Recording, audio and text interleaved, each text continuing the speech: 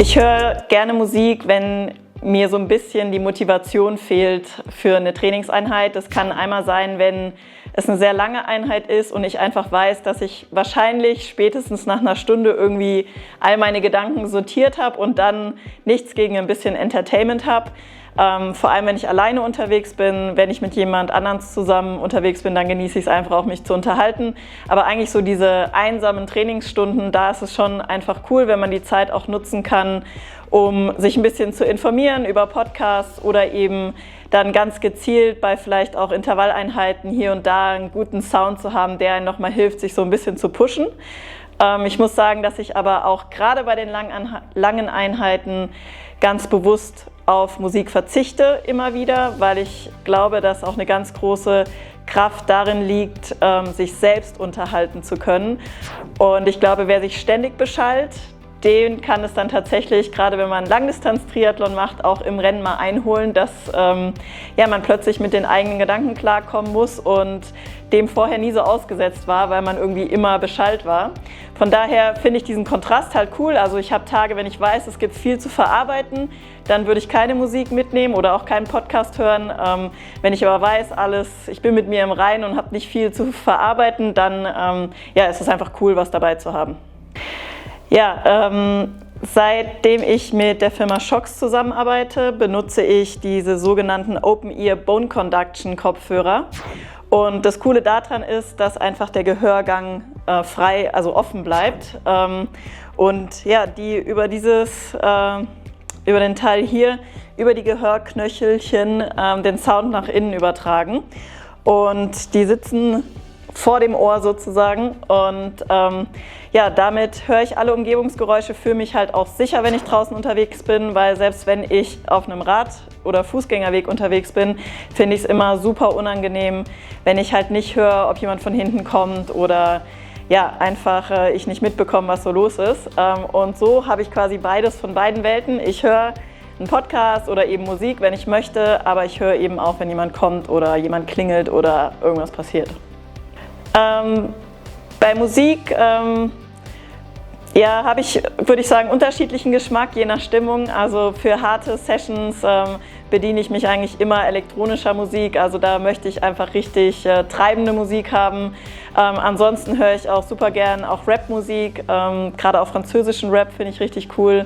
Aber grundsätzlich würde ich sagen, gefallen mir einfach schnelle Beats und wenn irgendwas einfach so nach vorne treibt. Podcasts höre ich sehr unterschiedlich. Ich höre schon auch ganz gerne manchmal so ein bisschen was aus der Triathlon-Welt, aber nutze tatsächlich das Medium auch, um mich mal so ein bisschen über den Tellerrand hinaus zu informieren. Letzter war beispielsweise vom Deutschlandfunk der Schmetterlingseffekt, sehr cooler Podcast über politische Themen. Also ganz breit gestreut, wonach mir gerade ist. Ja, jetzt gibt es bei Shokz einen neuen Kopfhörer, den OpenSwim Pro, und mit dem kann man jetzt tatsächlich auch ins Wasser gehen. Also der ist nicht nur super schweiß, sondern auch wasserresistent. Und das ist natürlich jetzt ein neues Feature, dass man jetzt auch im Wasser Musik hören kann. Beim Schwimmen geht es, aber eben auch bei so Sachen wie Aquajogging, wenn man das mal so ein bisschen als Alternativtraining einsetzen möchte. Ich muss sagen, beim Schwimmen bin ich häufig so sehr mit meiner Technik beschäftigt, dass ich da nicht so oft Momente habe, wo ich Musik höre. Aber ich kann mir gut vorstellen, dass es den einen oder anderen von euch da draußen gibt, der eben gerne irgendwie kontinuierlich seine Bahn zieht, der sich freut, wenn er sich da entertainen kann. Und beim Aquajoggen, da vergeht die Zeit natürlich langsam. Da ist es natürlich schon cool, wenn man einen Kopfhörer hat, der eben auch wasserresistent ist, dass man sich da keine Sorgen machen muss, dass der irgendwie kaputt geht. Und das Coole ist, dass man eben auch Musik draufladen kann. Das heißt, man braucht in dem Fall dann auch nicht sein Handy in der Nähe, was bei den anderen Kopfhörern, Modellen sonst der Fall ist. Für mich sind jetzt die Shokz-Kopfhörer keine reinen Sportkopfhörer. Also zum einen gibt es verschiedene Modelle, die man eben auch so ganz gut zum Arbeiten einsetzen kann oder auch zum Spazierengehen. Gerade der Nino, der ist da ein Fuchs, der weiß genau, wann ich Kopfhörer auf habe und wann nicht. Und wenn ich welche mir reingemacht habe, dann hat er sich sofort irgendwie unflätig benommen und läuft weg und macht irgendwelche komischen Sachen, weil er einfach weiß, mein Fokus ist nicht voll bei ihm.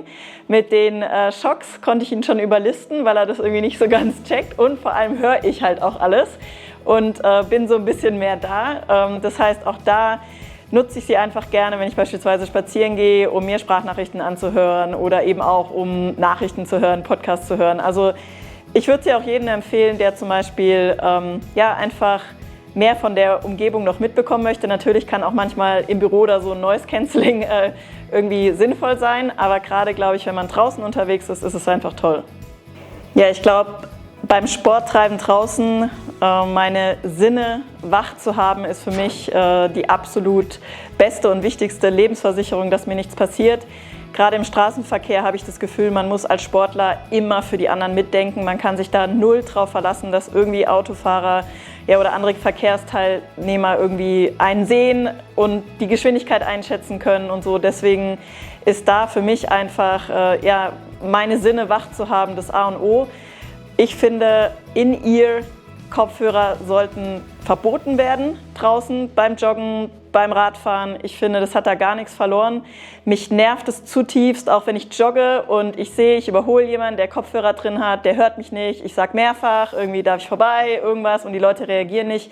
Finde ich einfach super uncool und von daher wäre ich dafür, dass eigentlich, wenn man irgendwie, sage ich mal, im Verkehr unterwegs ist oder selbst eben auch auf Fußgänger- und Radwegen, dass man da die Ohren offen haben sollte.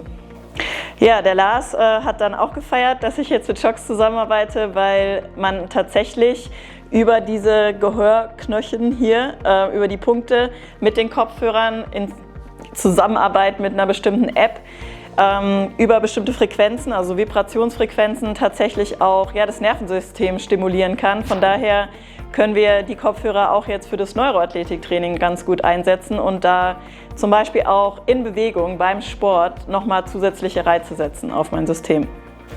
Ja, ich kann zum Beispiel hier über eine Vibration mein Gleichgewichtssystem stimulieren und wir haben ja schon häufiger über das Thema Kurvenfahren zum Beispiel geredet und da könnte ich jetzt eben beim Radfahren die Kopfhörer aufhaben und über die App eben mein Gleichgewichtssystem stimulieren in die Richtung, wo ich mich verbessern möchte.